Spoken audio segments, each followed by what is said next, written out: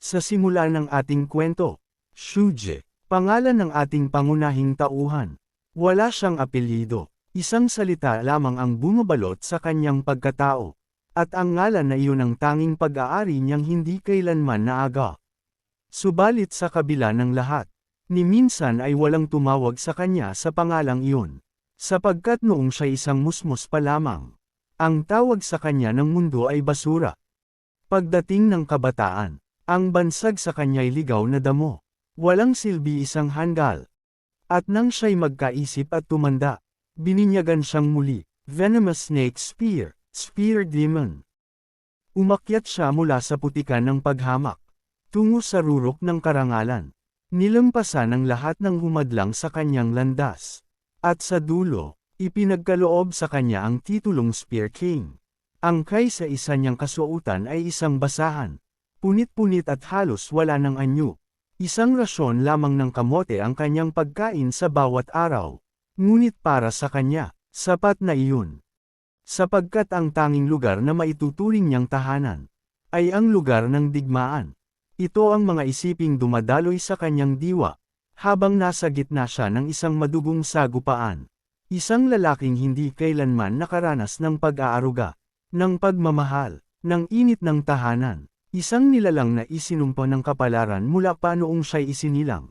Ngayon, isa-isa niyang pinapatay ang mga kaaway, ginuguti-guti, hinihiwa, pinuputol ang mga katawan, habang ang hiyaw ng mga kalaban ay umaalingaw-ngaw sa buong larangan. Halimaw, hindi na siya tao, isa na siyang demonyo, sigaw ng ilan habang nilalamon ng takot ang kanilang mga tinig. Sa buong battlefield, kumalat ang pangamba. Ang mga nais pumatay sa kanya ay nanginginig habang binabanggit ang kanyang pangalan. Siya ba ang kilalang Spear King? Papalapit na siya, isang matandang lalaki ang sumigaw. Iisa lang siya. Huwag kayong matakot. Ang tinutukoy niya ay si Shuji. Ang kanyang salita'y nagbunga ng lakas ng loob sa mga sundalo. Sumigaw sila ng buong lakas. Matatalo lang natin siya kung mapapatay natin siya. At sabay-sabay silang sumugod. Nagsiklab ang mga sibat. Lumipad ang mga sandata. Ngunit hangin lamang ang kanilang tinamaan. Sa isang iglap, lumundag si Shuji pataas. Isang aninong hindi maabot. Ang matandang lalaki. Ang siyang nagudyok sa pag-atake. Napatingala. At doon, nakita niya ang isang bangis na di maipaliwanag. Ang kanyang mukha'y namutla. Ang pawis ay bumalong. At ang kanyang katawan ay nanginig. Habang sa yulunan niya'y nakatindig si Shuji. Isang anino ng kamatayan. Mabilis at walang pag-aalinlangan. Inundayan siya ng sibat sa ulo. Isang sugat na agad kumitil sa kanyang buhay. Muling kumawala ang takot sa hanay ng kalaban. Napamura sila sa sindek, ngunit ang iba'y pilit pa ring sumusulong. Nagpatuloy ang labanan. Paminsan-minsan, tinatamaan si Shuji ng mga sibat. Hindi dahil siya'y mahina, kundi dahil sa dami ng humahabol sa kanyang buhay. Sa gitna ng kaguluhan, napatanong siya sa sarili, pinanganak ba talaga ako upang pumatay? O ito lang ang bagay na aking natutunan? Ngunit sa dulo, higit pa rin ang kanyang pinatay. Lahat ng humadlang, lahat ng nagtangkang pumatay sa kanya, lahat sila ay ibinaon niya sa lupa. At ang kanyang sibat, nag-aapoy sa dugo, ay tila nabalot ng isang pulang aurang sumisimbolo ng kamatayan. Sa kabila ng kanyang tagumpay, si Shuji ay dagwang nakaluhod. Ang katawan ay butas-butas, tinuhag ng mga palaso, at sugatang halos wala ng laman ang laman. Hawak-hawak pa rin niya ang kanyang sibat, na tila naging patunay ng lahat ng kanyang pinaglaban. Isang kasangkapan ng kamatayan, isang alaala ng kanyang kapalaran. Sa mga huling sandali, habang dahan-daw ang pumipikit ang kanyang mga mata, naririnig pa rin niya ang hinanakit ng mga kaluluwang hindi matahimik. Isang tinig mula sa kanyang sariling puso. Isang panaghoy ng isang kaluluwang pagod na sa digmaan. Patuloy siyang nilalamon ng dugo. Ang kanyang buong katawan ay binalot ng pulang liwanag, parang ang impyerno mismo'y inaangkin ang kanyang katauhan. Ang taong itinuturing ng mundo na basura, ay namatay sa gitna ng larangan ng digmaan. At dahan-dahan, kasabay ng pagguho ng kanyang katawan, unti-unting nababasag ang alamat ng Spear King. Oo, ganun sana dapat ang katapusan ng kwento ni Shuji. Subalit ito ba'y isang pagkakamali, o kapalarang itinakda ng langit? Ako na dapat ay naaagnas na sa lupa, ang bangkay na unti-unting kumokopos sa lilam ng katahimikan. Ay muling isinilang, ang basurang tinuring na walang halaga, nilapastangan at tinaboy ng mundo noon. Ay muling binigyan ng pagkakataon. At nagpatuloy ang kwento sa isang nakakasilaw na umaga sa ilalim ng isang dambuhalang punong kahoy. Isang lalaki ang nakatitig sa kanyang mga palad, tila nagtataka, tila gulong-gulo. Siya pala si Shuji, at agad niyang napagtanto, hindi siya muling isinilang bilang isang sanggol. Napalingon siya sa isang basag na salamin na nakahandusay sa damuhan. Mukhang sa isang binata. Ang panahong ito ay noong nagtatrabaho pa ako bilang isang hand helper, bulong niya sa sarili. Ang hand helper ay isang mensahero sa loob ng escort bureau, isang kagawarang tagapangalaga at tagabantay sa mga naglalakbay. Biglang may lumundag na ingay sa paligid. Sigawan, marahan, kaguluhan. Agad na nabaling ang atensyon ni Shuji. Mula sa kanyang kinatatayuan, naaninag niya ang mga lalaking nagsasalpukan, mga espada at sibat na naglalaban sa pagitan ng buhay at kamatayan. Ang ilan ay bumagsak na sa lupa, patay. Isang pag-aagawan pala ito, isang sagupaan sa pagitan ng mga manlalakbay at mga tulisang nagtatangkang kamkamin ang kanilang mga ari-arian. Sumigaw ang isa sa mga tagapagbantay. Protektahan ang lahat ng kagamitan anuman ang mangyari. Huwag hayaang makuha nila kahit isang piraso. Ang mga bandido ng kagubatan, ngisi-ngisi at kasabikang sumalakay. Ang Howling Tiger Escort Bureau naman, nakatindig, handang mamatay makipaglaban. Habang ang lahat ay nalulunod sa kaguluhan, si Shuji nananatiling nakatayo sa gilid. Tahimik. Observator. Napabuntong hininga pa siya. Ganito ba talaga ang swerte ko, kaka-reincarnate ko lang, battlefield agad. Habang siya'y nag-iisip, isang aninong matangkad ang sumulpot sa kanyang likuran. Dumadagandong ang lupa sa bawat hakbang ng nilalang na ito. Tinapakan ng lalaki ang salamin na nasa lupa, basag, wasak, at tila sumasalamin sa kanyang pagkatao. Isang dambuhalang lalaki, may pulang matang tila nilukuban ng apoy. Hawak-hawak ang isang mahaba at kinakalawang na sibat. Ang anyo niya'y parang adik sa kamatayan. Bigla itong nagsalita, "Anong ginagawa ng isang surot na tulad mo sa lugar na ito?" Lumingon si Shuji, mata sa mata. Sa tingin ko, hindi ikaw ang escort master. Hand helper ka lang, hindi ba? Patutsyada ng bandido. Ang escort master ay siyang pinuno ng mga tagapagtanggol sa escort bureau. Tahimik si Shuji. Hindi siya sumagot pero ang tingin niya ay puno ng paglibak. Walang bahid ng takot. Sa kanyang isipan, isang tulisan, isa na namang halimaw sa anyo ng tao. Ganoon silang lahat, nagtatago sa mga anino ng kagubatan, pumapatay, nagnanakaw. Ngunit may kakaiba siyang napansin. Ang kanyang mga matay bahagyang nanginig. Hindi sa takot kundi sa pagkilala. Ngunit nananatili siyang matatag, hindi gumalaw, hindi umurong. Sapagkat alam niya, kadalasan, ang mga bandido'y baguhan lang. Mga hamak na lobo na hindi kayang kagatin ng liyong gising. Habang ang bandido ay nanlilisik ang mata sa galit, pinagpapawisan at tila handang sumabog sa puot, sumigaw ito. Hindi na mahalaga kung isa kang hand helper o escort master. Basta't parte ka ng escort bureau, mamamatay ka rin. Kayong lahat, walang matitira. Sabay hataw ng kanyang sandata, isang malupit na hampas na nakatutok sa leeg ni Shuji. Bahagyang umusag si Shuji, isang maliit na galaw lang upang maiwasan ang kamatayan. Sa gitna ng katahimikan, malamig niyang sambit. Sabi ko na nga ba, ang mga galaw mo, parang libro, madaling basahin. May halong pagkainip sa tinig niya. Nauumay na, parang sawa na sa paulit-ulit na kabobohan ng kalaban. Sa isang iglap, sinunggaban niya ang sibat ng bandido, gamit ang kanyang lakas at bilis. Inagaw ito na parang alon ng hangin, walang pag-aalinlangan. At saka siya umatake. Isang spear movement na halos hindi masundan ng mata, mabilis, matalim, at may naiwang after-image sa ere. Isang diretso't malalim na tusok sa puso ng bandido. Tumagos mula dibdib hanggang likuran. Napapikit ang bandido, at sa huling sandali napagtanto ang kanyang pagkakamali. Seryoso ba siya? Unti-unting pumuti ang mga mata nito, tanda ng kamatayan na walang pagtutol. Habang nakatayo si Shuji, taglay ang nakabibighaning ora ng kamatayan, nanlilisik ang mga mata, tila muling bumangon ang halimaw ng digmaan. Kahit wala na ako sa tuktok ng gyera, taglay ko pa rin ang aking martial arts, bulong niya sa sarili. Siguro naman sapat na iyon. Sa paligid niya, tila may umaalimbakay na itim na usok, gumagapang mula sa kanyang bibig. Ang presensya niya'y parang demonyong lumakad mula sa kailaliman. Kahit kinamuhian ng lahat ang aking martial arts technique, tinawag nilang demonic martial art technique, wala na akong ibang mapagpipilian ngayon. Ang sibat ay nakatusok pa rin sa bangkay ng bandido. Nasa balikat ni Shuji, kargado ang patay na katawan gaya ng huling hayop na nahuli sa kagubatan.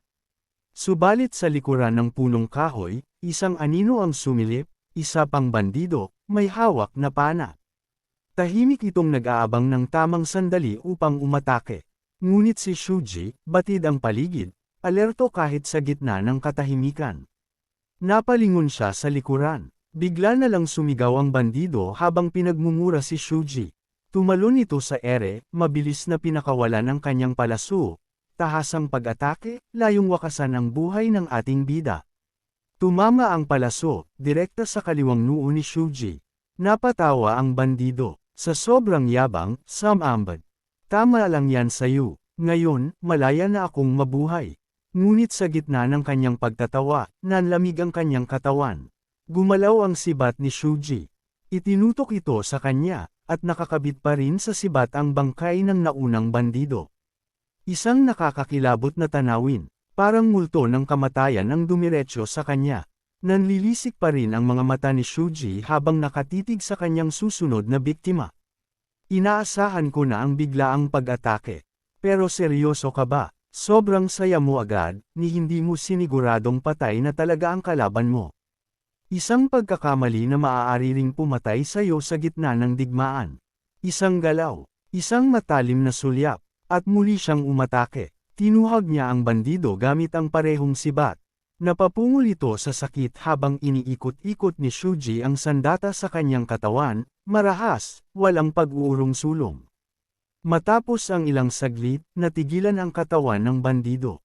Hindi na gumagalaw. Tahimik na tinipo ni Shuji ang lakas sa kanyang mga kamay, saka muling isinampay ang sibat sa balikat, dalawang bangkay na nakatusok dito, tila mga hayop na hinuli sa kagubatan. Pinakiramdaman niya ang bigat ng dalawa, saka bahagyang ngumiti. Mas tama na ang timbang ng sibat ko ngayon. Ang Howling Tiger Escort Bureau. Sa bawat sambit ng pangalang ito, bumabalik sa aking isipan ang matatamis na alaala ng isang masayang nakaraan, mga panahong puno ng tawa, liwanag, at layunin. Subalit ngayon, sa gitna ng isang larangang tinigmak ng dugo, ang dating alaalay na tabunan ng kalunos-lunos na tanawin. Sa gitna ng battlefield, kitang-kita ang mga bandidong nagsipaghilere sa lupa, namumutla, nanginginig, at punong-puno ng takot, gulat, at pagtataka. Nagpupumilit silang unawain kung anong klaseng nilalang si Shuji, na sa ngayon ay tahimik na naglalakad sa gitna nila. Dala-dala ang isang sibat na may dalawang patay na katawan na nakatusok sa dulo nito. Biglang isang malakas na tinig ang pamunit sa katahimikan. Anong nangyayari rito? At sino ang baliw na lalaking yan? Lahat ay tumahimik, nakinig, at napalingon sa isang lalaking may hawak na dambuhalang palakol. Siya ang lider ng mga tulisan, ang pinuno ng mga halimaw sa kagubatan.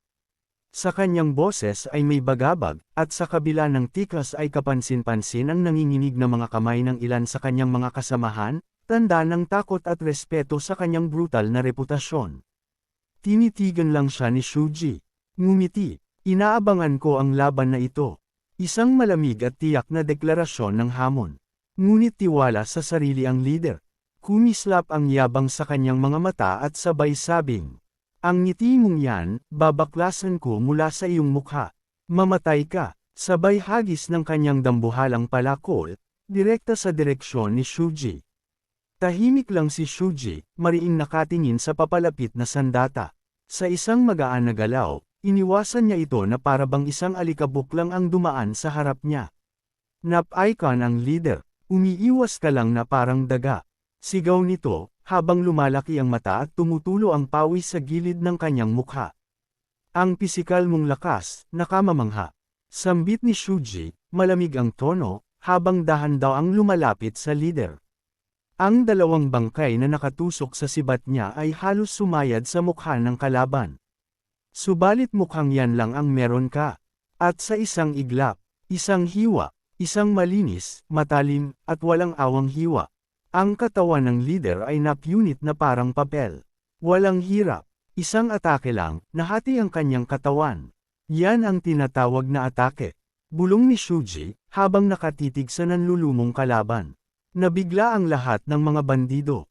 Isang atake lang, patay na agad si boss. Isa siyang halimaw. Sino pa ang susunod? Nagkatinginan, nagtutulakan, walang gustong humarap sa nakakatakot na figure ni Shuji. Habang sila'y tuliro sa takot, si Shuji naman ay nakatitig sa kanyang sibat, tila nagtataka.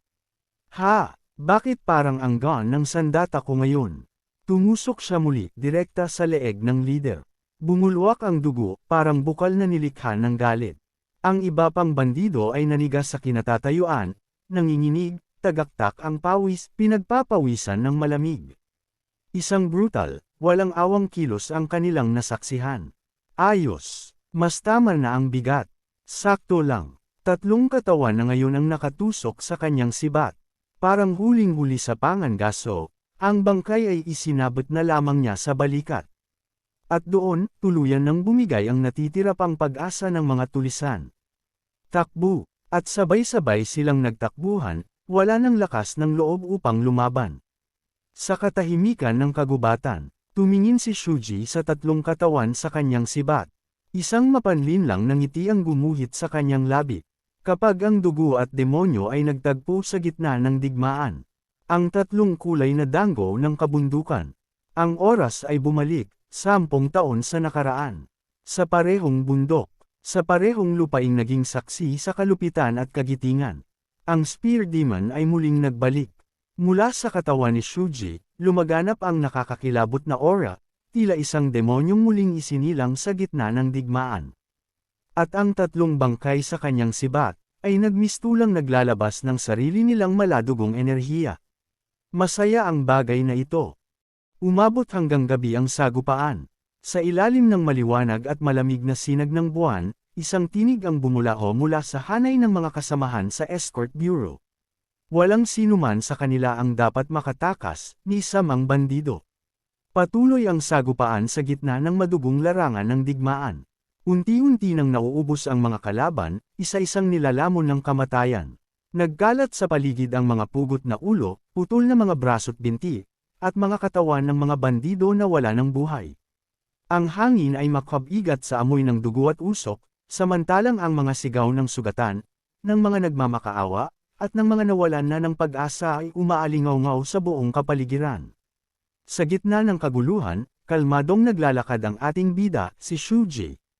Walang bahid ng kaba sa kanyang mukha, at taglay pa rin niya ang malademonyong aura, tila ba siya isang aninong nangunguha ng buhay. Sa atin ang kalamangan sigaw ng isa pang escort. Huwag nating hayaang makaligtas ang kahit isang bandido. Hindi pa rin natitinag si Shuji. Ang kanyang ekspresyon ay nananatiling malamig at malalim, na parabang isang halimaw na nag-aabang ng mas malakas na kalaban upang masiyahan sa laban. Ngunit biglang may dumating na malakas na alon ng enerhiya, isang dambuhalang atake na nagpakilos sa mismong hangin sa paligid. Sa lakas ng impakto, nawala ang nakabalot na aurang demonyo kay Shuji. Tila ito'y itinaboy ng puwersa ng bagong dumating. Isang dambuhalang lalaki ang sumulpot mula sa gitna ng kaguluhan, nakasisindak ang itsura, at halatang nilamon na ng galit ang kanyang ulirat. Hawak niya ang katawan ng isang escort na kanyang pinutol sa kalahati, habang sa kabilay isang kawawang escort na kinuha ang ulot pilit na humihingi ng saklolo. Mga handgal na bounty hunters sigaw ng dambuhala, tinig na parang kulog. Sino sa tingin niyo ang sinusubukan niyong patayin? Akala niyo ba kaya niyo akong harapin? Sige, subukan ninyo. Samantala, si Shuji ay walang imik. Nakaupo sa isang mataas na bato, pinagmamasdan ang eksena na parang isang taong nababato sa isang palabas na kulang sa aksyon. Siya nga wika ng isang bandido na lumitaw sa gitna ng labanan. Si Aigo, ang dating pinuno ng aming kuta sa gubat boss, sumama ka na sa amin muli. Malakas din ang boss namin, kaya siya ang dapat mong harapin dagdag pa nito. Napangisi si Shuji, malamig at may halong pagkaaliw. Ah, ganun ba siya pala ang pinuno ng inyong lungga, higit nga siya sa karaniwang patapon. Sige, pagbibigyan ko kayo, isama na rin natin siya sa mga lulunurin sa dugo. Muling bumalot kay Shuji ang kanyang demonyong aura. Mula sa kanyang bibig ay tila may lumalabas na usok, hindi dahil sa lamig, kundi sa tindi ng kanyang pagkasabik. Tila ba ang mismong kaluluwa niya'y nag-aalab. Habang patuloy ang pagwawala ng dambuhalang si Aigo, pinagpapatay ang ilang escort at ginugupo ang mga sumusubok na lumaban, isang tinig ang lumampas sa lahat ng ingay ng digmaan. Aigo, pumukaw iyon sa halimaw. Napalingon siya, at galit na umungol. Sino ka para banggitin ang pangalan ko ng ganyan? Ngunit bago pa man siya makagalaw, isang malakas at biglaang atake ang dumating mula sa dilim. Isang pag-atakeng punong-puno ng puwersa at intensyon na pumatay. Naipagtanggol yun ni Aigo dahil sa kanyang karanasan sa pakikidigma, ngunit hindi pa rin siya nakaligtas sa puwersa ng impact. Tumilapon siya palayo at bumulusok sa lupa. Putanjay na, sino ka ba, mura nito? Habang dahan-daang tumatayo, doon siya unang tumingin, sa mga mata ng halimaw na hindi na tao. Kay Shuji, sa harapan nito ang ating bidang si Shuji nakatayo nakatusok peren sa kanyang sibat ang tatlong bandido na pinatay niya kanina at may dugong ore peren ang nakabalot dito. Napatanong na lamang si Aigo. Anong klaseng tao ang hanggal na ito? Nakasabit sa sibat niya ang mga tao. Nagugulat ito at napapakagat sa siling ngipin sa nakikita.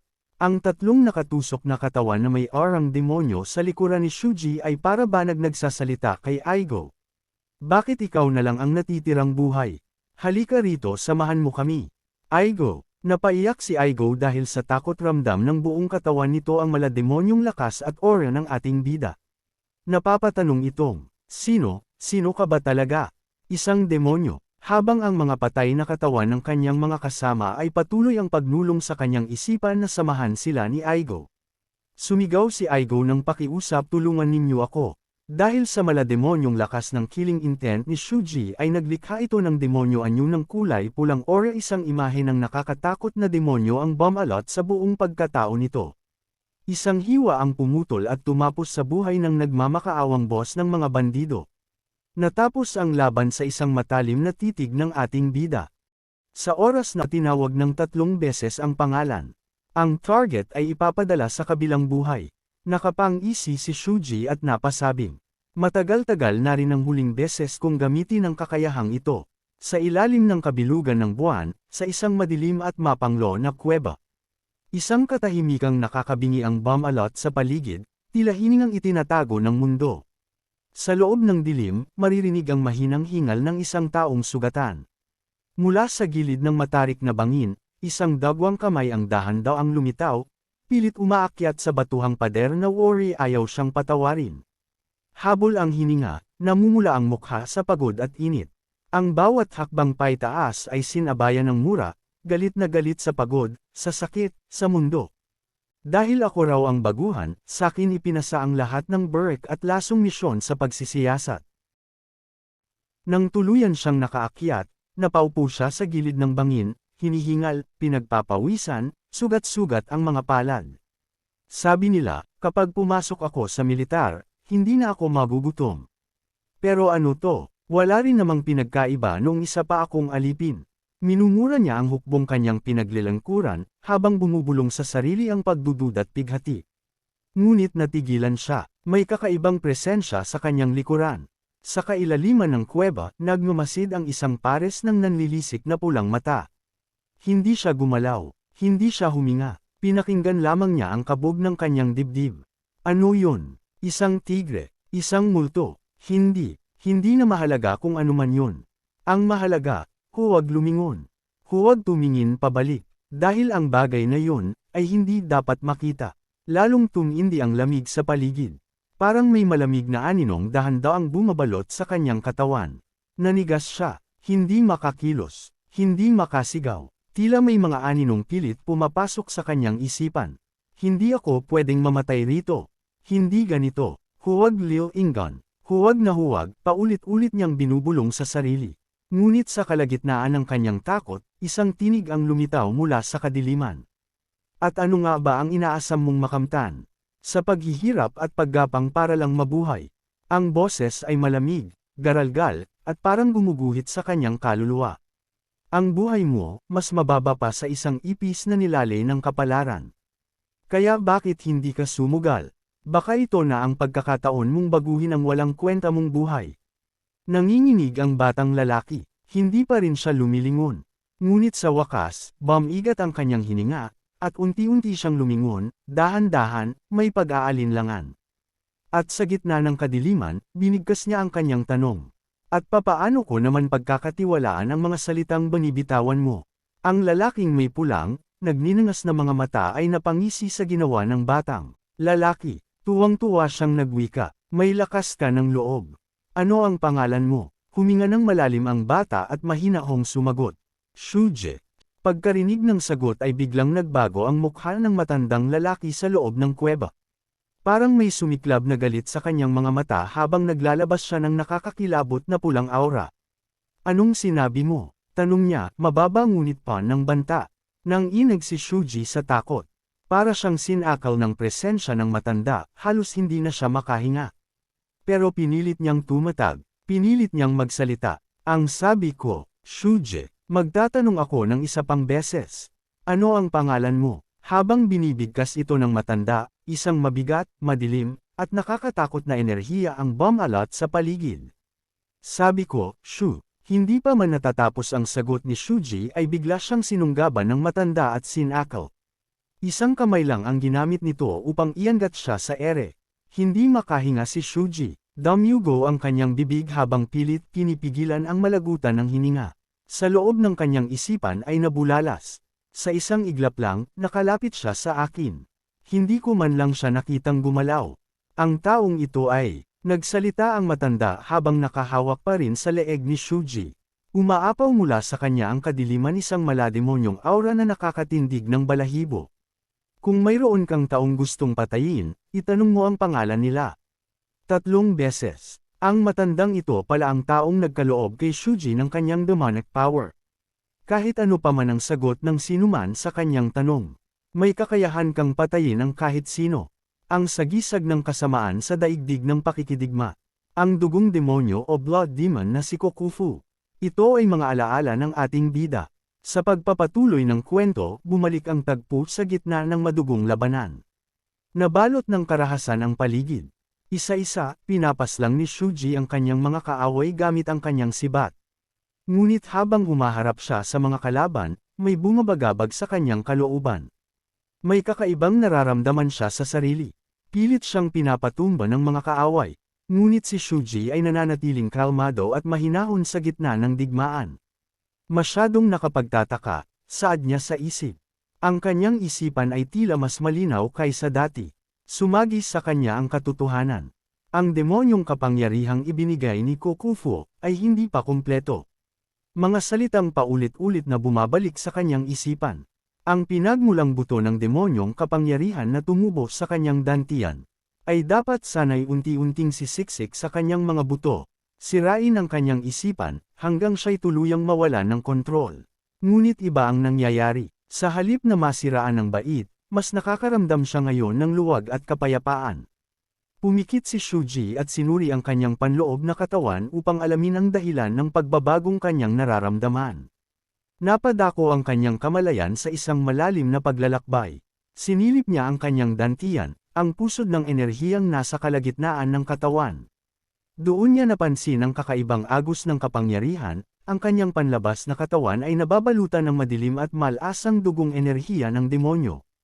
Ang kulay lilang may halong mapusyaw na rosas na enerhiyang dumadaloy sa kanyang dantian patungo sa iba't ibang bahagi ng katawan ay tila salungat sa dalisay at walang dangerous na kapangyarihan. Ngunit sa kabila ng lahat, ang enerhiya sa kanyang dantian at sa yulo ng bahagi ng kanyang katawan ang nagsisilbing haligi ng kanyang katinuan, ang tanging naglalapat ng kontrol sa sarili. Dumilat si Shuji, at doon niya napagtanto ang totoong dahilan ng pagbabagong bumabalot sa kanyang buong pagkatao. Ang kaibahan ng demonyong kapangyarihan na taglay niya ngayon, kumpara sa kanyang nakaraang buhay, ay isang bagay na halos nakalimutan na niya matapos siyang sumanib sa hukbong militar. Ngunit naalala niyang, noong bata pa siya, ay natuto siya ng breathing technique mula sa sinaunang lahi ng Miao. Ganun pala. Yun pala ang dahilan kung bakit nananatili akong gising, buo ang isipan, at malinaw ang diwa.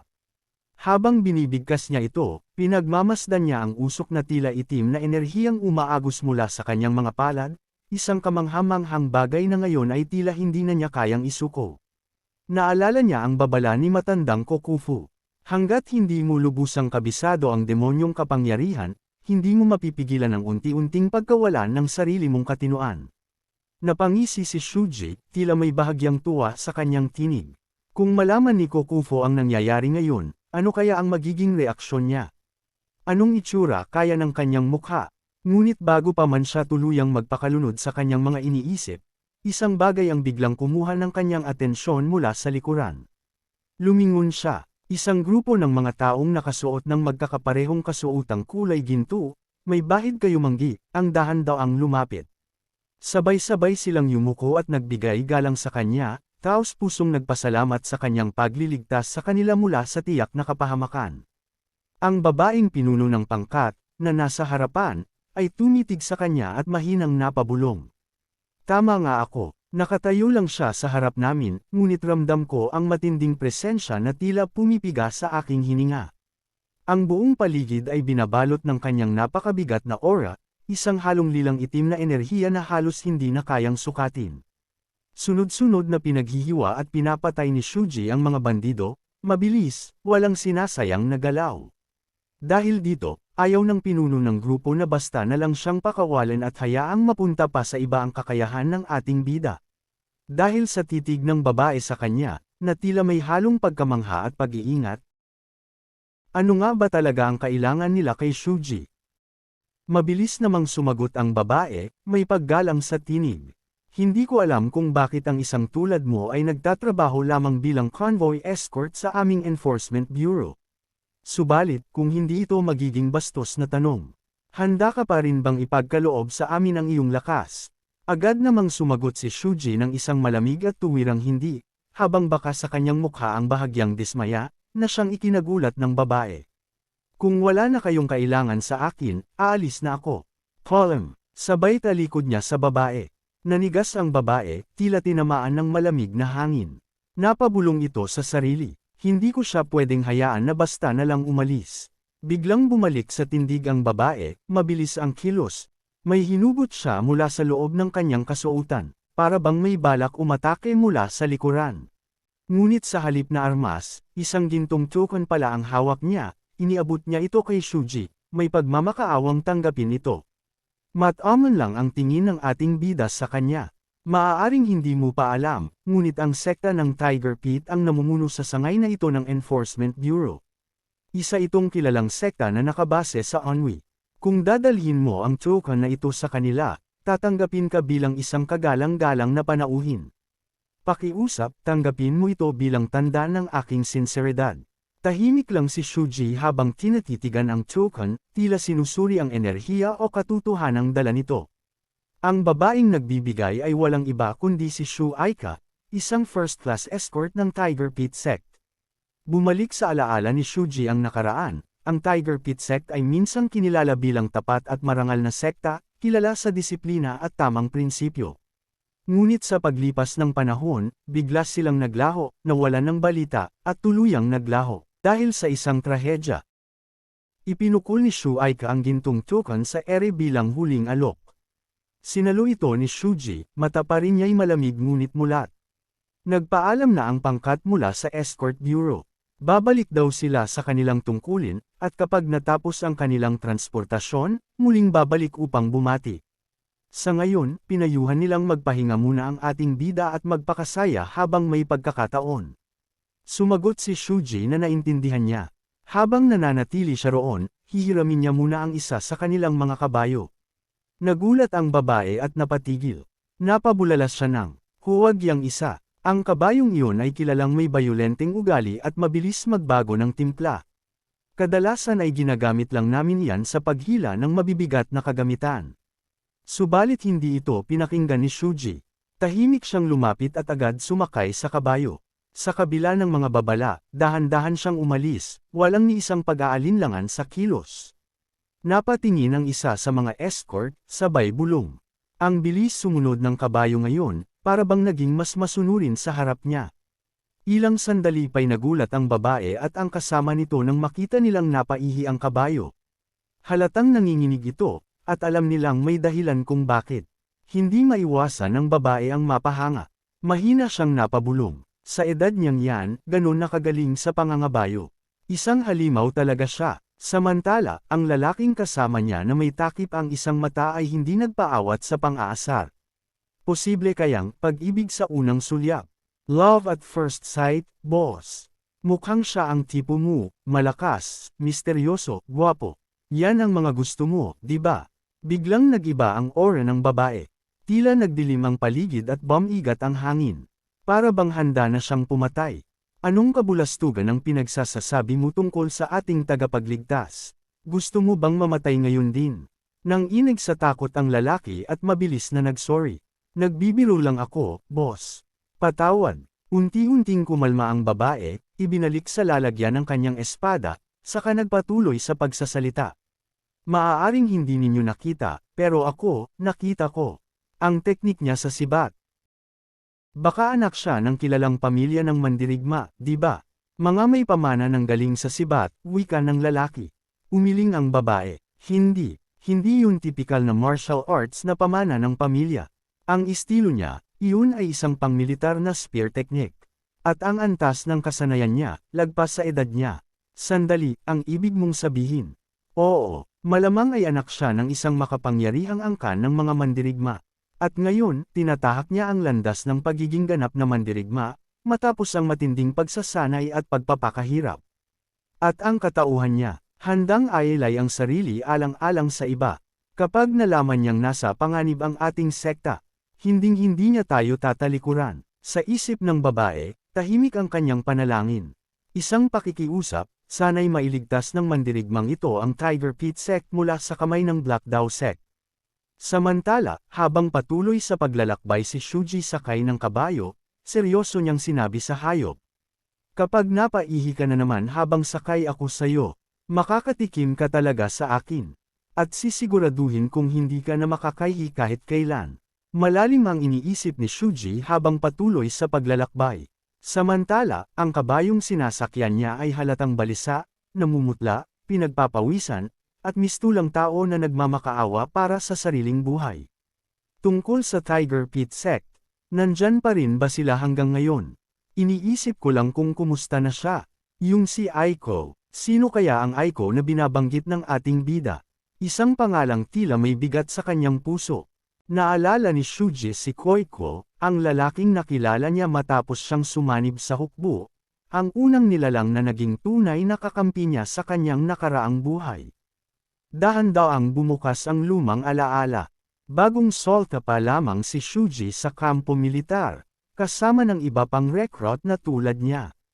Biglang hamarang sa kanyang daraanan ang isang veteranong sundalo, nakakunot noo at puno ng panunumbat. Tinatanong kung iniisip ba niyang makakakain siya nang hindi nagbibigay ng alay.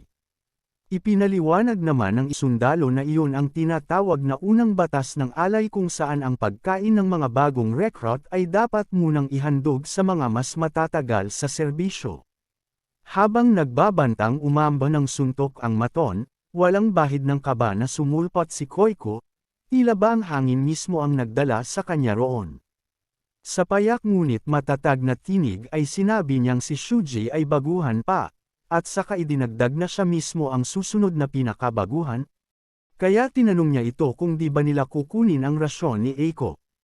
Nagngit-ngit ang maton sa tapang ng kanyang sagot at nagbanta na wasakin ang mukha ni Koiko.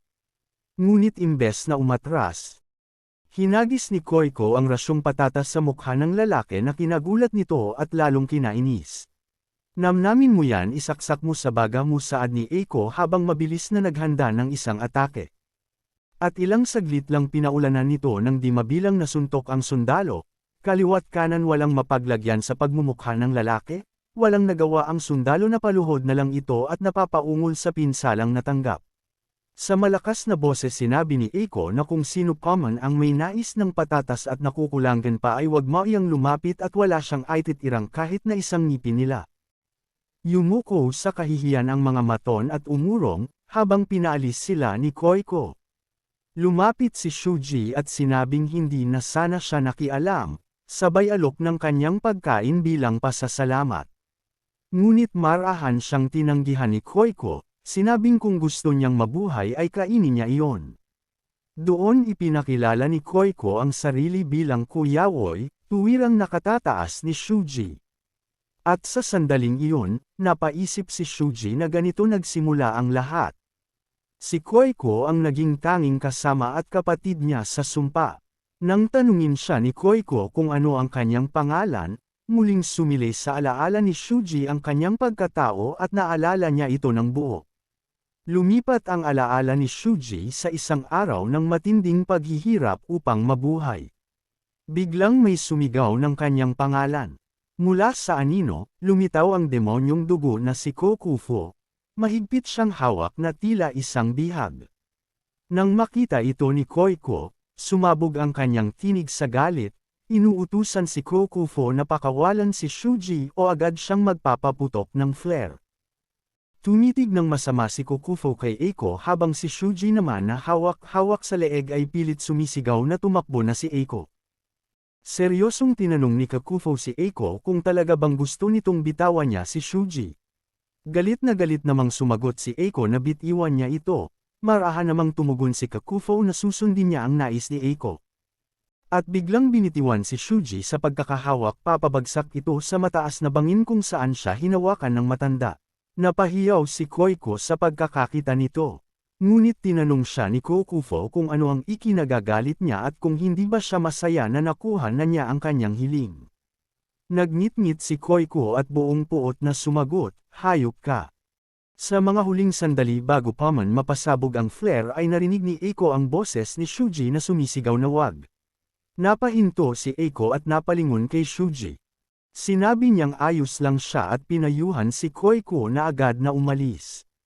Ngunit pumasok sa usapan si Kokufo, malamig ang tinig at nagsabing wala pa siyang balak patayin sila, kaya't mas mabuti pang tumahimik sila at makinig. Ibinunyag ni Kokufo ang isang panukala.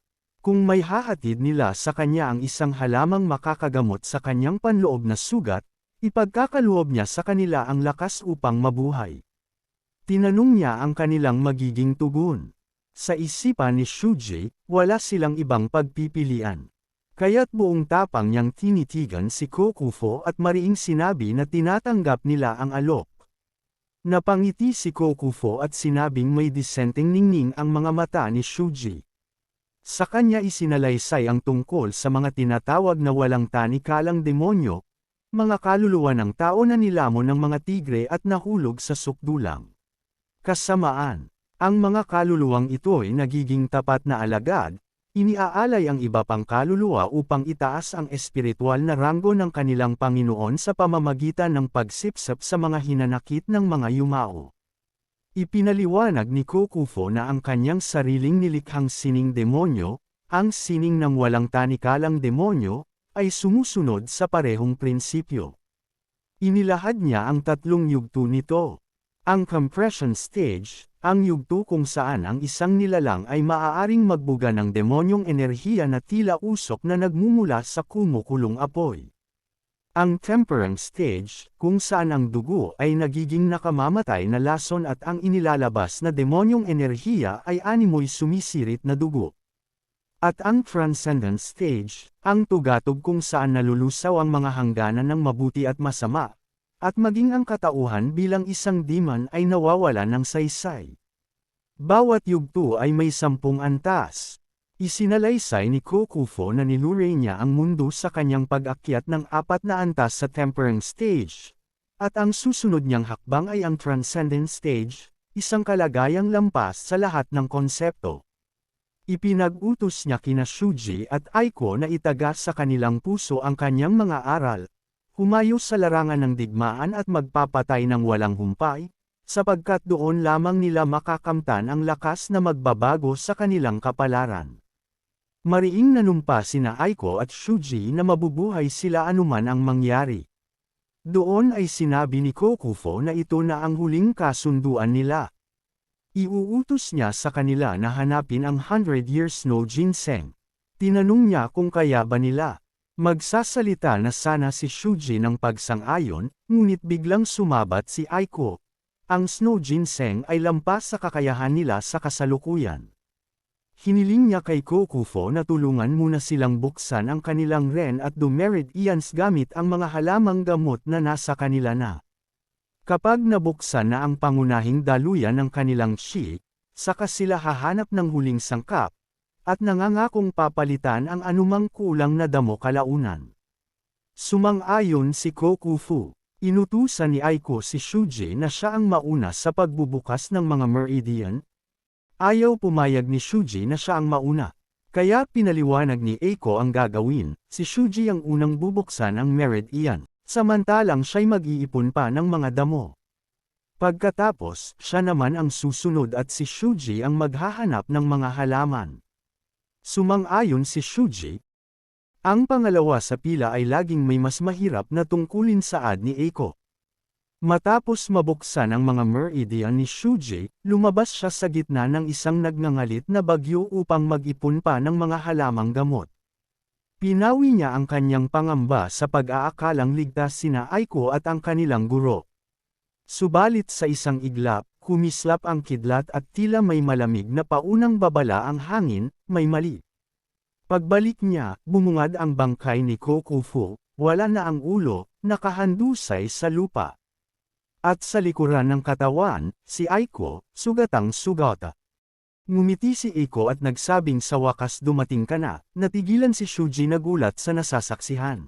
Mabilis na lumapit si Shuji, tinawag ang pangalan ng kapatid, unay may pag-aalala, at kasunod ay may sigaw ng matinding pagkabigla nang bumagsak si Aiko sa lupa. Sa gitna ng kanyang pagkataranta, pinilit niyang alamin ang nangyari. Mahina ngunit mariin, sinabi ni Aiko na huwag na siyang mag-eskandalo. Alam na raw ni Shuji na simula pa lamang, walang balak si Kokufo na buhayin silang dalawa. Ipinahayag ni Aiko na kailangan nilang kumilos bago pa sila patayin, at iyon ang dahilan kung bakit pinona niya si Shuji sa pagbubukas ng mga meridian. Nang suriin ni Shuji ang kanyang kapatid, napagtanto niyang wasak ang lahat ng meridian nito, at wala ng bakas ng demonyong enerhiya sa katawan. Noon niya naunawaan, mula sa simula, isang sabayang pagpatay ang plano ni Aiko. Habang dumadaloy ang luha ni Shuji, tinanggihan ni Aiko ang anumang awa, pinasimplihan pa nito ang nagawa sa pagsasabing, pagpatay sa isang kalahating patay na matandang lalaki, lamang iyon. Pagdakay tinanong niya si Shuji kung alam ba nito kung bakit siya pinabuhay. Nang sumagot si Shuji ng hindi, ibinunyag ni Aiko ang dahilan, sapagkat si Shuji ay isang mandirigma ng Tiger Enforcement Bureau. Ipinaliwanag ni Aiko na siya na lamang ang natitirang buhay mula sa winasak na Tiger Pit Sect. Ipinaalala niya kay Shuji ang panahong naglilingkod pa ito sa bureau at minsang nagpuri sa pinuno at ginang ng sekta, tinawag silang mabubuting tao. Sabi ni Aiko, marahil doon nagsimula ang lahat, nang magsimula niyang ituring si Shuji bilang pamilya, sapagkat siya lamang ang nagbigay ng mabuting alaala tungkol sa kanyang mga magulang. Sa pagitan ng bawat paghinga, sinabi niyang labis siyang nagpapasalamat na nakilala si Shuji. At bago tuluyang pumikit, hiniling niyang kung sakaling magkaroon ng pagkakataon, ipaghiganti siya nito. Bumalik ang salaysay sa kasalukuyan. Nakasakay sa kabayo, tahimik na nanumpa si Shuji na sa buhay na ito, sisiguraduhin niyang hindi kailanman mabuo ang hinanakit na iyon. Alam niyang ang unang hakbang ay pigilan ang pagbagsak ng Hu Clan. Naipaisip niya na marahil, sa pagsadyap sa Tiger Enforcement Bureau at sa pagbibigay nila ng pinansyal na tulong noon, nagsisimula ng magbago ang hinaharap. Ngunit batid ni Shuji na hindi pa iyon sapat. Dumating siya sa harap ng isang napapaderang manor at nagtanong kung iyon na ba ang lugar. Pagkababa niya ng kabayo kinuha niya ang atensyon ng isang lalaking dumadaan. Sinabihan ng may nais lang siyang itanong dito. Ngunit baka sa hitsura ng lalaki na di ito nasisiyahan. Tinatanong kung sino raw siya para magsalita ng ganoon. Mabilis na sinunggaban ni Shuji ang lalaki at malamig na winika na tumahimik na lamang ito at sagutin ang tanong. Tinanong niya kung ang maliit na manor na iyon ang Tiger Pit Sect, sabay banggit na matagal na mula nang huli siyang makapunta sa Anhui. Tumango ang lalaki bilang tugon. Sunod, tinanong ni Shuji kung ang pinuno ng sekta ay si Ko Jenan at ang asawa nito ay si Shagain. Muli, tumugon ang lalaki ng oo. Nagpatuloy sa pagtatanong si Shuji na kung ang anak bang lalaki ng mag-asawa ay si Ko Eiko. Ngunit umiling ang lalaki. Humingi ng paglilinaw si Shuji na kung hindi si Koiko ang anak na lalaki ng mag-asawa, tumugon naman ang lalaki na tama yun. Napakunot noo si Shuji, iniisip kung binago nga ba ng kanyang pagbabalik sa nakaraan ang realidad na kanyang kinagisnan, sapagkat ang lahat ay tugma maliban dito. Mariin niyang hiningi ang totoo. May pagbabantas sa tinig, tinanong ni Shuji kung ano ang mangyayari kung makapunta siya sa Tiger Pit Sect at may matagpuan siyang isang Koiko doon. Nauutol na sumagot ang lalaki na naroon nga si Koiko. Kaagad itinuro ni Shuji ang pagkakasalungatan. Nagmamadaling nagpaliwanag ang lalaki na ang tanong ni Shuji ay kung anak ng mag-asawa si Koiko. At bakit daw niya gagawing lalaki ang isang dalagang hindi pa man lamang nakakapag-asawa? Ibinunyag ng lalaki na wala silang anak na lalaki, iisa lamang ang anak ng Tiger Pit Sect, at isa siyang babae. Nagimbal si Shuji nang mabatid niyang si Lady Koiko ay isang babae, isang kaisipang para sa kanya ay katawa-tawa at mahirap paniwalaan. Saglit niyang naisip na gamitin ang gintong pananda na ibinigay ni Shu Aika upang pumasok sa sekta ng Tiger Pit at tiyakin ito mismo, ngunit siya'y nag-atubili. Baka raw masalimuot ang kanyang mga plano sa hinaharap, kaya't naghanap siya ng ibang paraan. Biglang may isang lalaking sumulpot at hinarang siya. Kasama ng matinding galit, winika nitong tila wala lang sa kanya ang magpakita matapos ang lahat ng nangyari. Tinawag siya nitong hampas lupa at walang hiya. Akusado ng pagtakas matapos siyang atasan na maglinis ng dumi ng kabayo. Ang lalaki, na nagngangalang Wu Tai, ay mariing nagtanong kung nasaan ang iba. Lam-ingaling si Shuji at inisip na bagaman malinaw na may hindi pagkakaunawaan, hindi naman talaga siya isang takas na tagapag-alaga ng kabayo. Gayunman, nakita niyang perpekto ang sitwasyong ito upang makalusot at makapasok sa sekta ng palihim. Nagpakilala si Wu Tuyan bilang tagapamahala ng mga kabalyeryo ng Tiger Pit Sect at muling ipinaalala kay Shuji ang kanyang mga gawain, maglinis ng dumi at magpakain ng mga kabayo. Aniya, mas mabuti na iyon kaysa magpalaboy-laboy sa lansangan, at pinaalalahanan siyang ipinaliwanag na niya ang lahat 2 araw na ang nakalipas. Nang malamig na sabihing hindi niya alam ang sinasabi, sumiklab ang galit ni Wu Tuyan. Pinagalitan siya dahil sa aniya'y mahinang alaala at sa kakayahang sumagot pa sa nakatatanda. Tinanong pa nito kung siya'y mabagal umunawa, bago muling inulit ang mga utos, kakain siya ng tira-tira at matutulog sa kabalyeryo. Idinagdag pa ni Wu Tuyan na bihira silang pakanabangan ng sekta, ngunit kinaawaan siya ng pinuno dahil isa siyang batang palaboy. Mariin itong iniutos na ayusin niya ang kanyang trabaho at huwag muling tatakas. Tahimik namang tinanggap ni Shuji ang bilin. Ngunit sa sandaling iyon, isang kabayo sa kalapit na kulungan ang biglang nag-alboroto, umatras at pumalag ng marahas, dahilan upang mabuwal si Wu Tuyan sa sahig. Napasigaw ito sa sakit, lubhang nalito kung bakit biglang nagwala ang hayop. Isang binatang may kasamang mga alalay ang tumawa habang pinagmamasdan ang kabayong may dugong mataas, pinupuri ang likas nitong tikas at sigla. Isa sa alalay ang nagsabi na kahit binayaran nila ito ng halagang katumbas ng isang malaking mansyon, nananatili pa rin itong mailap at mahirap pasunurin. Nang banggitin ng ilan na sugatan ang batang tagapag-alaga sa kwadra, malamig na winika ng binata na bigyan na lamang ito ng kaunting pakain sa kanilang pag-alis, worry walang pinagkaiba sa isang aso. Nakilala agad ni Shuji ang binata, ang Many-Okis na batang Xiao mula sa angkan ng Xiao, at napaisip kung ano ang dahilan ng pagdalaw nito. Samantala, habang hawak ni Wu Tuyan ang kanyang sugatang binti, nagreklamo si Shuji sa mabahong amoy ng dumi ng kabayo at nagmadaling pumasok sa loob. Naalala niya ang sinabi noon ni Aiko sa kanyang nakaraang buhay, si Xiao ang utak sa likod ng kahihiyang tinaguriang Tiger Pit Sex Downfall. Nadama ni Shuji ang matinding pagkasuklam, worry bang ang simpleng makita lamang ang mga taong ito ay nakakapagdumina ng kanyang kasuotan. Dumating ang pinuno ng Tiger Pit Sect na si Ko Jenan, nagulat na makita si Batang Xiao bilang panauhin. May mapanuksong ngiti si Xiao nang tawagin niya si Ko Jenan na biyenan at sabihing narito siya upang dalawin ang kanyang magiging asawa. Pinagmasdan ni Shuji ang palitan ng mga salita habang pinipigil ang nag-aalab na galit. Mariing sagot ni Ko Jenan na kung si Aiko ang tinutukoy nito, wala siyang natatandaang nagbigay siya ng pahintulot sa ganoong kasunduan. Ngumisi si Xiao at sinabing maaaring totoo iyon sa ngayon, ngunit balak niyang isagawa ang kasal pagdating ni Aiko sa edad na 16. Nanggigigil si Ko Jenan ngunit ipinagpatuloy ni Xiao ang pagsasalita. Ayon sa kanya, ang kasal nila ay usap-usapan na sa buong rehiyon, maging ang mga bata sa nayon ay umaawit ng awit na parang selebrasyon. Mariing itinuro ni Ko Jenan na gawa-gawa lamang ni Xiao ang mga chismis na ito upang sirain ang kinabukasan ng kanyang anak.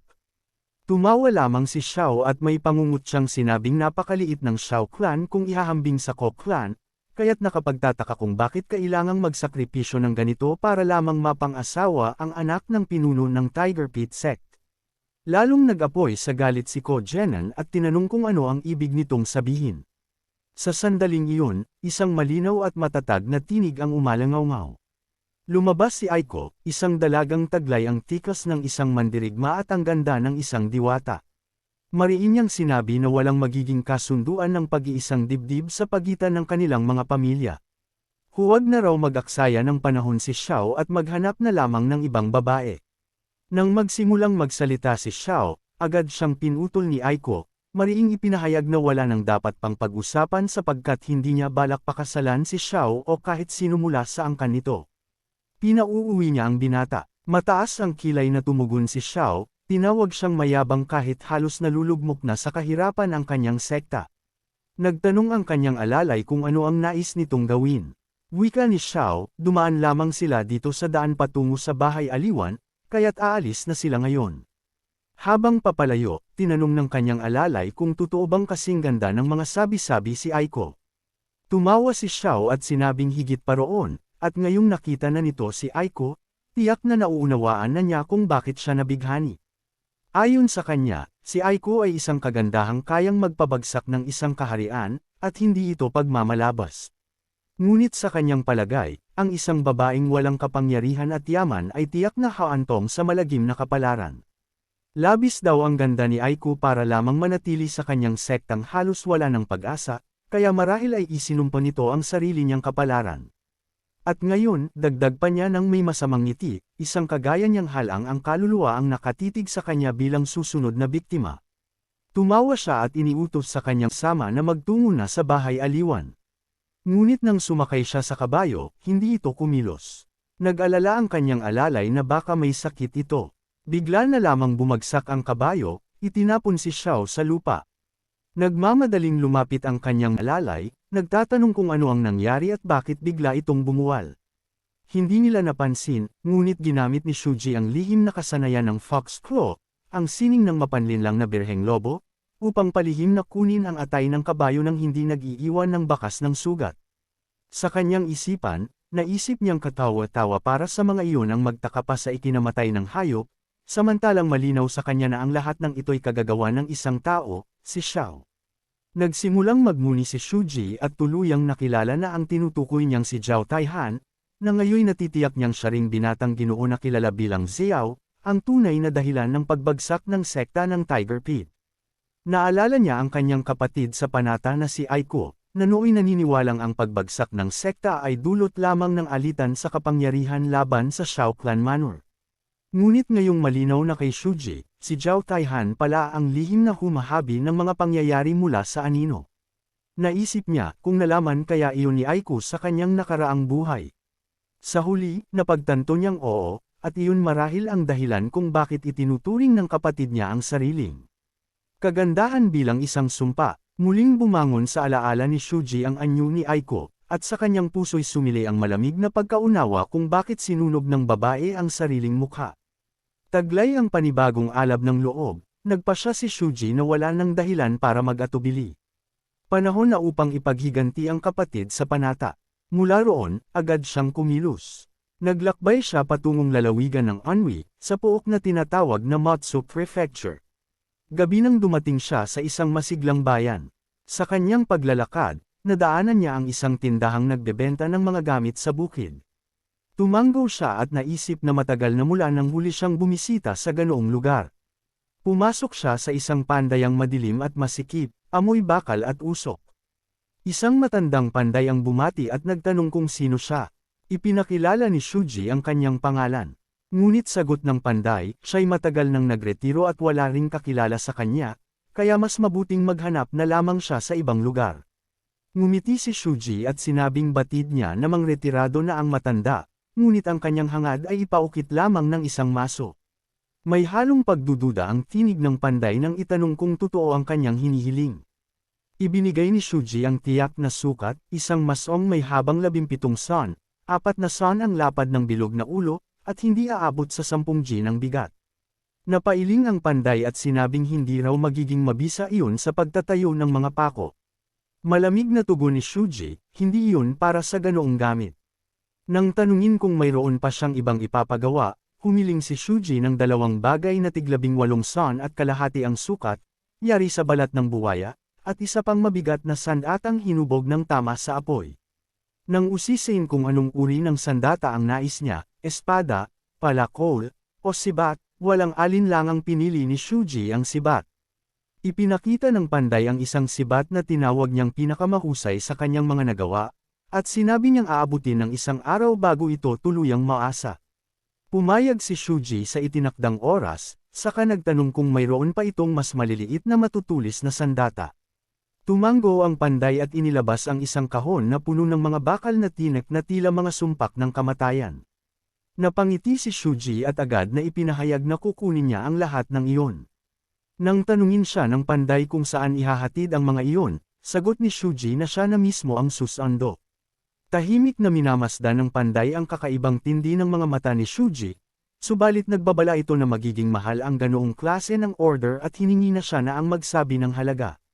Ngunit biglang nagbago ang tinig ng panday, may lungkot at bigat, nang ibunyag niyang 3 araw pa lamang ang nakalilipas mula nang pumanaw ang kanyang anak na babae. Nanlungo si Shuji, at sa bahagyang pagkinang ng luha sa mga mata ng panday, nagtanong ito kung may paraan upang maibalik ang kanyang anak. Nanatiling walang imak si Shuji. Napabuntong hininga ang panday, saka idinugtong na masangsang ang amoy ng dugo na bumabalot kay Shuji. Sa unang tingin nga raw ay inakala niyang isang multo ang kaharap. Pagdakay nagbago ang kanyang pakiusap. Kung hindi na maibabalik ang kanyang anak, nais niyang ipaghiganti ito, patayin ang mga pumatay sa kanya. Tinanong ni Shuji kung sino ang may kagagawan. Sagot ng panday, ang Black Dao Sect. Payak na tumugon si Shuji, ayos. May idinagdag pa ang panday. 4 daw ang sangkot, at pinakiusapan siyang makinig ng mabuti. Subalit pinutol ni Shuji ang sasabihin. Wala raw dahilan para marinig pa ang pangalan ng kaaway. Sa paligid niya, unti-unting sumangaw ang malamig at nakamamatay na halimuyak ng dilim, at mariin niyang isinumpa, anumang pangalan, anumang dahilan, papatayin niya silang lahat. Muling pinagtibay ni Shuji ang kanyang pasya, na kailan may hindi na muling maririnig ang pangalan ng kanyang mga kaaway. Ang lahat ng humaharang sa kanyang landas, lahat ng nagtatangkang maging kaaway, ay tanging sa dugo at kamatayan niya itutumbas. Wala nang puwang para sa awa, wala nang pag-aatubili. Pagkaraan, lumapit siya sa panday at humingi ng isang kasuotang panlaban at isang lason. Napangisi lamang ang panday, worry na nunukso. na para bang nagtatanong kung sa isang panday ba nararapat asahan ang ganoong bagay. Ngunit hindi naglaon, inilabas nito ang isang balat ng oso, ang balat ng halimaw na minsang pumatay ng 74 na kaluluwa. Agad iyong sinalo ni Shuji, bagamat may bahid ng pandidiri ang kanyang anyo sa pagkakahawak. Kasunod nito'y inilabas ang isang tapayan na naglalaman umano ng dalisay na kamandag mula sa tribong Miao. Inamin ng panday na hindi pa niya kailanman nasusubok ang bisa nito. Maingat na binuksan ni Shuji ang sisidlan at minasdan ang berdet kumikislap na likidong nakalubog sa loob. Sa malamig na tinig ay binitiwan niyang malinaw na naloko lamang siya ng tindero. Napailing ang panday, worry batid na rin niya mula pa sa simula ang katotohanan. Gayunman, tinanggap pa rin ni Shuji ang alok. Bagamat hindi ito kasing bagsik ng tunay na kamandag ng Miao, magagamit pa rin ito sa takdang panahon. Ipinahayag niyang babalikan kinabukasan ang mga iniutos na kagamitan. At sa sandaling siya'y aalis na, natigilan ang kanyang paningin sa isang malaking sandata, tila isang marahas na pamalo na yari sa buto ng isang nilalang na worry isinumpa, at naglalabas ng malamlam na aura ng kadiliman. Ipinaliwanag ng panday na iyon ang gamit niya sa pagpatay ng mga hayop sa bukid, saka nagtanong kung may mali ba roon. Pinagmasdan ito ni Shuji at marahang tumango, hindi na masama. Pinagpasyahan niyang hiramin muna ang kakaibang pamalo hanggang hindi pa natatapos ang kanyang mga kagamitang iniutos. Pagkaalis ni Shuji, bahagyang umubo ang panday, ang kanyang dibdib ay tila pinipiga ng panahon, habang pinagmamasdan ang unti-unting paglalaho ng anino ng ating mandirigma sa pasaikit na landas. Sa kanyang isip ay sumili ang tanong na tila usok, hindi kaya multo ang nilalang na iyon, isang espiritong bumalik upang maghasik ng kaparusahan. Ngunit agad din niyang itinaboy ang guni-guni, wala siyang pakialam kung multo man ito o halimaw, basta't mailigtas lamang ang kanyang kalooban sa pamamagitan ng paghihiganti sa pagkamatay ng kanyang anak. Ang sarili niyang buhay, sa kanyang paniniwala, ay isa na lamang mumunting alay, isang ngumo ng halaga kapalit ng katarungan. Sunod-sunod ang pag-ubo na kumawala mula sa kanyang bibig, waring paalala ng nalalapit niyang wakas. Samantala, sa tarangkahan ng Black Dao, 3 bantay ang nakatalungko sa dilim. Isa sa kanila ay nakapansin sa papalapit na anyo ni Shuji, isang nilalang na tila nababalot ng malamlam na anino, at may alinlangan niyang tinanong kung sino ang naglalakad sa ganoong oras. Mabilis namang sumigaw ang isa pa, mahigpit na nagpahayag na may mahalagang pagpupulong at bawal ang sinumang pumasok. Ngunit si Shuji waring bulag sa kanilang tinig, nagpatuloy lamang sa mabigat at tahimik na paglakad. Napansin ng isa sa mga bantay ang nakasusulasok na pamalo sa kamay ng dumadating, nagangat ito ng boses at tinaboy siya palayo, worry isang aso sa gilid ng daan. Ngunit nanatiling walang sagot si Shuji, ang kanyang katahimikan ay higit pang nakapangingilabot kaysa alinmang banta. Muli siyang pinagsigawan ng bantay, subalit bago pa natapos ang salita, biglang umusal ang pamalo ni Shuji sa ere, isang marahas na hampas na bumasag sa katahimikan. Sa isang iglap, halos maduraj ang mukha ng kawawang bantay, ang laman at buto ay naghalo sa dugong sumirit. Nagdatingan ang iba pang mga tauhan ng sekta, at pagkakita sa tagpo'y napasigaw sila sa pagkagulat, worry mga ibong pinapalas ng unos. Ang ilan ay tinamaan agad ng walang habas na bugzo ng pamalo, nalugmok sa sahig na walang buhay. Isa sa kanila'y napatigil, nanginginig at nagtanong kung sino ba ang nilalang na ito na naglalakbay na may dalang kamatayan. Ang isa naman ay napako ang tingin sa dugong kumapit sa sandata ni Shuji, at sa kanyang panghihilakbot ay nausal kung iyon ba'y buto ng kabayo o ng tao. Tahimik na sumagot si Shuji, malamig na gaya ng hampas ng gabi, na ang sandatang iyon ay sapat na upang durugan ang kanilang lahat. Sa kanyang isipan, muling sumiklab ang alaala bago siya ibinalik ng tadhana. Ang araw na higit kalahati ng Black Dao ay nakatakas, at sa kanilang muling pananalakay ay napuno ang lupa ng dugo at mga bangkay ng kanyang kapanalig. Subalit ngayon, dala ang kaalaman ng nakaraan, alam na niya kung saan tatakas ang kanilang pinuno, at paano niya ito mapapahamak.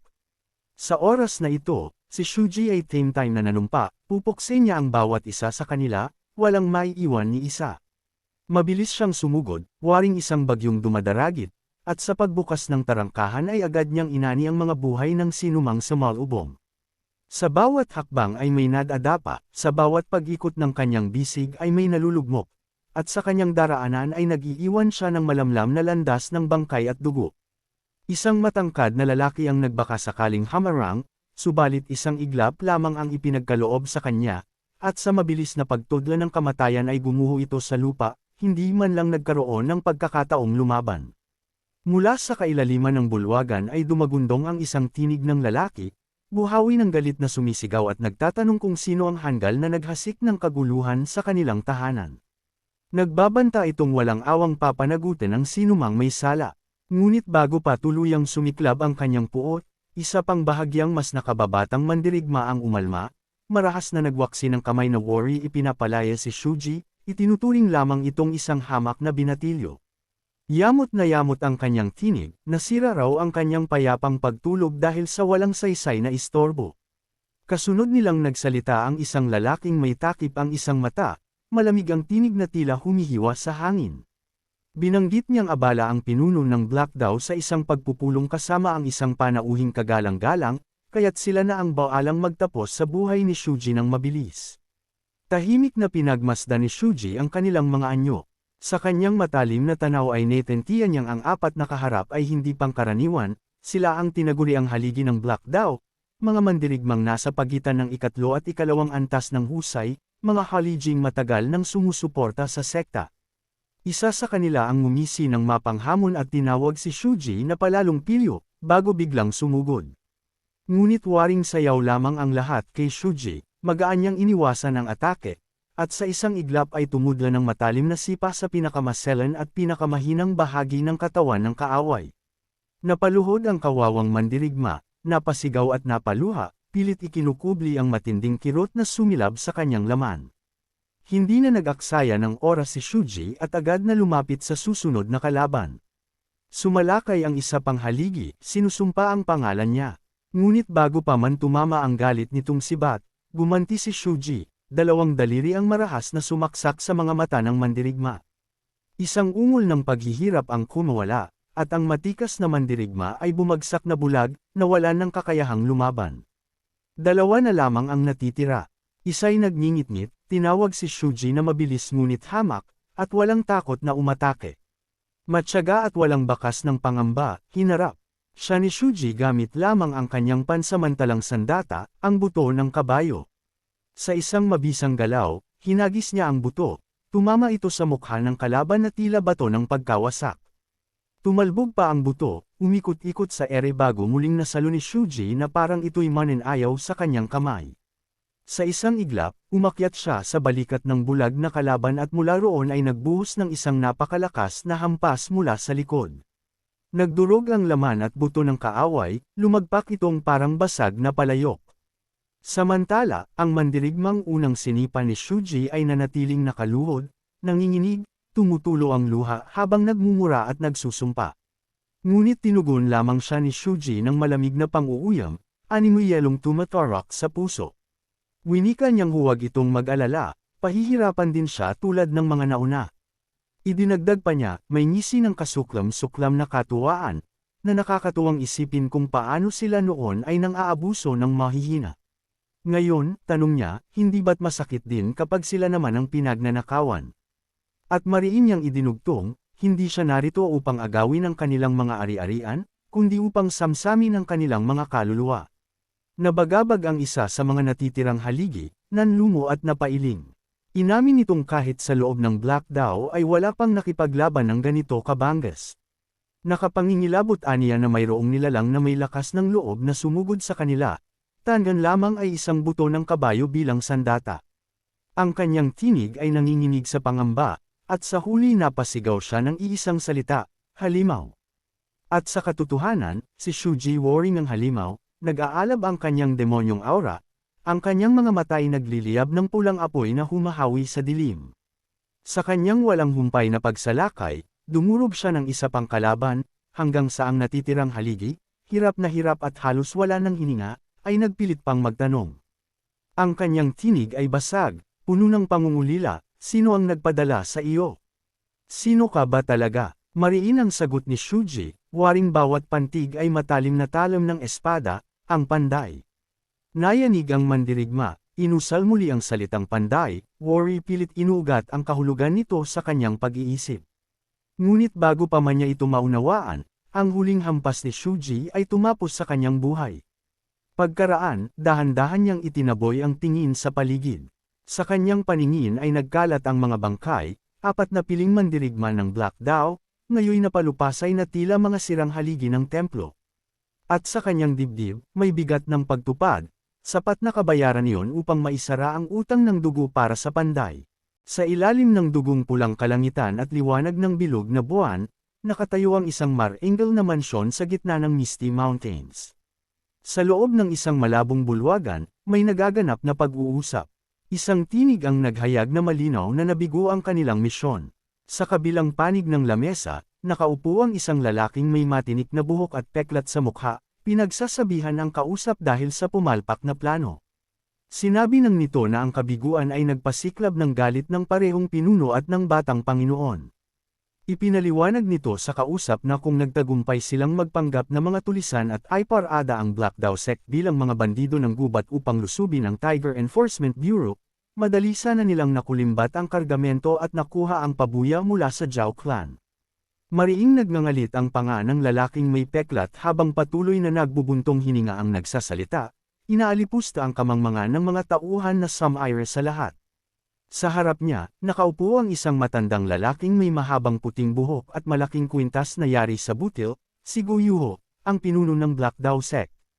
Tahimik na nanginginig ang kanyang kamao sa galit, ngunit agad itong napalitan ng pangamba.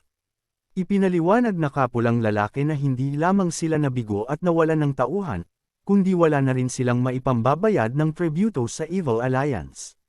Dumilim ang mukha ni Guyuho sa takot habang iniisip ang maaaring mangyari kapag dumating ang tinaguriang demonyo ng paniningil. Ang imahen ng halimaw na iyon ay nag-iwan sa kanya ng malamig na pawis at pagkawala ng salita. Mariin ang pagkayem ni Guyuho sa kamao, ramdam ang pagkadurog ng kanyang loob. Paano'y ang puwersang ipinadala niya, na para sa kanya ay higit pa sa sapat upang durugan ang Tiger Enforcement Bureau, ay tuluyang nabura. At dahil walang sinumang nakabalik ng buhay, wala silang malinaw na ideya kung ano ang tunay na nangyari. Bahagyang samandal at mabigat na nagsalita ang lalaking nakapula kay Guyuho, na marahil ay dapat isa sa 4 na Black Dao elites ang ipinadala mula pa sa simula. Ngunit mariing sumagot si Guyuho, hindi raw niya kailanman inasahang magwawakas sa ganitong trahedya. Yumigting ang kanyang galit at singgal niya, kung nasabihan lamang siya ng mas maaga tungkol sa lakas ng mga tagapagtanggol ng Tiger Pit Sect, hindi sana sila napahamak ng ganito. Umismid ang tauhang kasama, Worry di makapaniwala, at tinanong kung sinusubukan bang isisi ni Guyuho sa kanila ang kabiguan. Mariin niyang ibinagsak ang palad sa ibabaw ng mesa, yumanig ang paligid sa lakas ng hampas. Yumuko siya ng bahagya, mariing binalaan na kapag muli silang pumalpak, lahat sila'y tiyak na mamamatay. Nakasapo sa hawakan ng kanyang espada, taglay ang may pagbabantang ekspresyon ng mukha, nagtanong kung malinaw ba ang kanyang sinabi. Halatang balisa, tinakto ni Guyuho ang kanyang mukha at mariing sinambit na nauunawaan niya ang sitwasyon. Hindi pa rin siya tinantanan ng lalaki si Guyuho, at ipinaliwanag nito na hanggat hindi pumapalya ang Tiger Enforcement Bureau sa tungkulin nilang maghatid, hindi maisisiksik sa alanganin ang Tiger Pit Sect. Kung hindi yun maganap, hindi uusad ang planong pagpapakasal ng nakababatang Panginoon. Nangiwi ito, idinagdag pang ang nasabing binatang Panginoon isang pasaway na hindi titigil hanggat hindi niya nakukuha ang babaeng kanyang ninanais. Hanggang sa tuluyan ng kumulo ang dugo ni Guyuho, sumigaw siya na sinabi na nga niyang naintindihan na at sapat na ang mga salita ng kasama. Bigla, isang malakas na ingay ang umalangaw-ngaw mula sa bungad, pinutol ang kanilang pagtatalo at ikinagulat nilang kapwa. Nag-alala si Guyuho, iniisip kung ano ang pinagmulan ng tunog, sapagkat dapat ay may 4 na piling mandirigma na nagbabantay roon. Kapwa sila napako ang paningin sa pintuan ng pawis sa mga noo, may bahagyang pagyanig sa sahig. Isang anino ng katawan ng mababanaag sa likod ng pulang liwanag ng papel na pinto, kasunod ang isa pa. Pagkaraan, isang nag-iisang anino ang lumitaw, nakatayo at walang imak sa bungad. Marahan nitong itinulak ang pinto, pumasok sa silid na balot ng pulang liwanag, at inihagis ang 4 na pugot na ulo na gamulong sa sahig. Napatitig si Guyuho at ang kasama niya, mga matay nanlaki sa nakapangingilabot na tanawin. Noon lamang nila napagtanto ng kasama, na iyon pala'y mga ulo ng 4 na piling mandirigma. Panginginig ang damapo sa kanya habang iniisip kung nagpadala ba ang Orthodox sect ng isang mandirigmang nasa antas ng guro.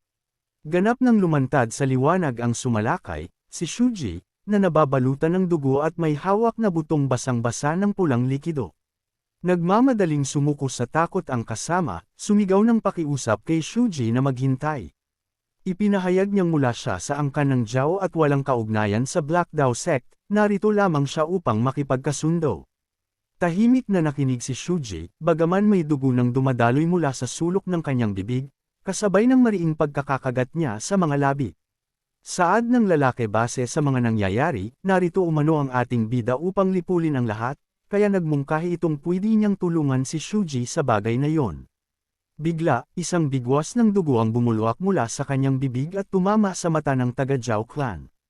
Naguluhan at napasigaw sa gulat ang lalaki, hawak-hawak ang kanyang mukha, paulit-ulit na ipinapahayag na siya'y mula sa angkan ng Jiao at walang kinalaman sa Black Dao. Habang siya'y umaatres at umiiyak sa hirap, parang may lason ang dinura ni Shuji sa kanyang mata at namumula ito dahil sa epekto nito. Gumuhit sa isip ni Shuji ang isang kaalaman, ang mga bihasa sa sukdulang sining ng demonyo ay tinatawag na mga demon breaker, at ang dugo ng isang demon breaker ay isang kamandag na sumisira sa sining ng mandirigma. Alam niyang hindi kasing bangis ng tunay na demon breaker ang kanyang dugo, ngunit sapat na iyon upang kumirot na tila paminta sa sugat. Nagngangalit sa hapdi, muling sumigaw ng mura ang lalaki at inusisa kung anong sumpa ang dala ni Shuji bago sumugod para umatake. Ngunit mas mabilis si Shuji, magaan siyang nakaiwas sa bigwas ng kalaban. Payapa niyang sinuri ang ngayoy hirap na kaaway, at pinagtanto na bagaman mahusay ito sa sining ng pakikidigma, hindi ito kasintatag ng 4 na piling mandirigmang kanyang pinaslang kanina. Sa kanyang kamay, patuloy na kumukulo ang maitim na enerhiya sa paligid ng butong armas, habang si Guyuho at ang dagwang lalaki ay nananatiling nakatulala, hindi makapaniwala sa nasasaksihan. Sa wakas ay nabatid nila ang tunay na kanilang kaharap, at sa gitna ng kanilang pagkabigla ay napasigaw sila na hindi ito maaaring maging sining ng demonyo. Ngunit lalo lamang nagdilim at lumakas ang nag-aalimpuyong enerhiya sa paligid ni Shuji. Mabilis na sumigaw ang lalaking taga-Jiao clan, idinidiin na si Shuji ay hindi kabilang sa alinmang sektang ortodokso, kundi isang ang baliw na demonyo. Muli itong nagpakawala ng buong puwersang hampas ng espada kay Shuji.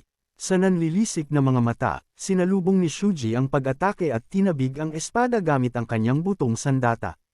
Sa lakas ng pagtama, napaatras ang kaaway, napaangat ito sa ere at nawala ng balanse. At mabilis na nagbitaw ng kasunod na pagbagsak ng buto si Shuji sa mukha ng kaaway. Sa isang iglap, nagmistulang nag-demonic super saiyan si Shuji ang kanyang aura ay puno ng pulang demonyo at nanlilisik ang matalim na mata. Sinunggaban ni Shuji ang pagkakataon, umikot siya at isinaksak ang butong sandata, bumaon ito sa dibdib ng kaaway. Mula sa sugat ay sumiklab ang mabangis at magulong enerhiya, at napaubo ng dugo ang kawawa, tinamaan sa mismong puso. Marahas na hinugot ni Shuji ang kanyang sandata at bumagsak ang lalaki sa sahig, nalulunod sa patuloy na lumalawak na lawa ng sarili nitong dugo. Sa isipan ni Guyuho, sumilay ang malupit na kahulugan ng salitang, demon. Sa kanya, ito ay isang nilalang na lampas sa lahat ng hangganang ideolohikal at moral, isang kasamaan na pinag-iisa ang buong daigdig ng mandirigma upang lipulin. Napaurong siya sa takot, iniisip na isa sa mga halimaw na ito ay lumitaw mismo sa kanyang Black Dao sect. Alam niyang ang mga gumagamit ng sining ng demonyo ay walang iba kundi mababanggas na hayop hanggat hindi nila naaabot ang sukdulang antas ng kasanayan, mga halimaw na ang alam lamang ay pumatay. At habang si Shuji ay nakatindig sa ibabaw ng bangkay ng kanyang huling biktima, natanong ni Guyuho ang natatanging pagkakataon. Naisip niyang habang abala si Shuji sa pakikipaglaban sa lalaki mula sa angkan ng Jiao, maaari siyang makalusot upang tawagan ang Evil Alliance para humingi ng tulong, o kung mabaigo iyon, baka sakali pa sa Martial Alliance. Dahan-dahan siyang umatras at lalabas na sana sa pintong daanan, ngunit bigla itong naputol ng tawagin ni Shuji ang kanyang pangalan, Guyuho. Napatigil si Gu na tila binuhusan ng malamig na tubig, tuluyang gumuho ang kanyang plano. Mabagal na iniikot ni Shuji ang kanyang ulo, at sa malamig na tinig ay tinanong kung siya nga ba ang tinutukoy. Nabigla si Guyuho sa tanong, at unti-unting sumisiksik sa kanyang isipan ang nakapanghihilakbot na posibilidad. Ang nilalang na ito ay maaaring nananatiling nasa tamang wisyo sa kabila ng pagyakap sa sining ng demonyo. Nanginginig si Guyuho habang pinagmamasdan ng umaalimpuyong demonyong enerhiya mula kay Shuji, at napagtanto niyang kaharap niya ang isang makapangyarihang mandirigma sa rurok ng kanyang lakas. Malalim siyang napabuntong hininga, batid na hindi lamang malupit ang lakas ni Shuji, kundi ganap din itong nasusupol ang sarili nitong demonyong kapangyarihan. Ramdam niya ang patak ng pawis na dumadaloy sa kanyang mukha, kasabay ng papalakas na pintig ng kanyang kaba. Sa desperasyon, ibinagsak niya ang sarili sa lupa at yumukod ng buong pagpapakumbaba, nagmamakaawa kay Shuji na patawarin siya, at nangangakong gagawin ang anumang bagay kapalit ng kanyang buhay. Agad niyang ipinaliwanag na ngayong araw ang huling palugit upang magbigay ng tributo sa Evil Alliance, at kung may mangyaring kapahamakan, tiyak na pugot ang kanyang ulo. Binalaan din niya si Shuji na maaari rin itong madamay sa kaparusahan. Sandaling pinagmasdan ni Shuji si Guyuho, iniisip na mas malinaw ang pangunawa ng taong ito sa kanyang kalagayan kaysa inaasahan niya. Sa huli, ibinaba ni Shuji ang kanyang pasya, kailangang isuko ni Guyuho ang kanyang sining pandigma. Nanlaki ang mga mata ni Guyuho, tila hindi makapaniwala sa narinig, at muling inulit ang hinihingi ni Shuji, ang kanyang sining pandigma. Mariing sinabi ni Shuji na kung tatanggi ito, papatayin na lamang niya ito agad. Sa harap ng walang kaligtasang pagpipilian, namuo ang galit sa mukha ni Guyuho. Para sa kanya, mas masahol pa sa kamatayan ang mawala ng sining pandigma, at kung mamamatay rin lamang siya, mas pipiliin na niyang lumaban hanggang huli. May mabangis na anyo, sumugod siya ng buong puwersa. Subalit, madaling iniwasan ni Shuji ang pag-atake, at may paghamak na tinawag siyang duwag na puro salita lamang. Sa pag-iwas sa unang thrust ng espada ng kaaway, mabilis na ibinagsak ni Shuji mula sa itaas ang kanyang butong sandata. Napatitig si Guyuho sa paparating na hampas, at sa isang iglap ay naitaas niya ang sariling espada upang iwasan ito. Nadaplisan siya at kumalog ang kanyang buong katawan sa lakas ng tama, at nanghina ang tuhod, habang damaloy ang dugo mula sa kanyang ulo. Habang nagdurugo, nalaman nito mula sa epekto ng atake ang katotohanan, sumigaw siya sa pagkagalit na nalinlang lamang siya ng isang hamak na mandirigmang second-rate. Ang tinutuloy nitong second-rate ay si Shuji. Lalong nag-alab ang puot ni Shuji, at sa malamig na tinig ay tinawag siyang isang payaso. Idinagdag pa niya na ang kanyang pag-aalsa ay lalo lamang nagpapadali sa kanyang tungkulin.